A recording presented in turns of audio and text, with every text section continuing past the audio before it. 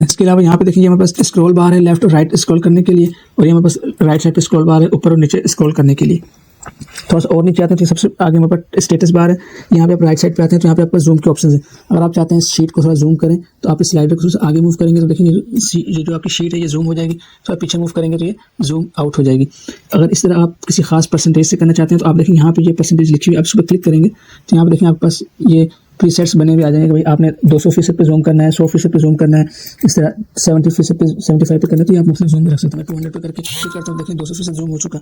इससे मैं दोबारा क्लिक करता हूँ और मैं इसको 75 पर रख के ओके करता हूँ, देखिए 75% जूम हो गया। तो इससे आप कर सकते हैं। दूसरा जूम करने का तरीका ये है कि आप अपने कीबोर्ड से कंट्रोल की दबा के रखें और आपके माउस के ऊपर जो व्हील लगा होता है उसको अगर आप ऊपर की तरफ घुमाएंगे तो ये आपका जूम इन होगा, और नीचे की तरफ पीछे की तरफ घुमाएंगे तो ये जूम आउट होगा। तो इस तरह से आप इसको क्विकली जूम इन और जूम आउट कर सकते हैं अगर आपको डाटा को देखने में कहीं मुश्किल हो रही है तो ये कुछ बेसिक इंट्रोडक्शन था एक्सेल का कि इसके अंदर ये इसका सारा एनवायरनमेंट है। ये सब चीज़ें मैंने आपको आगाह कर दी इसके बारे में।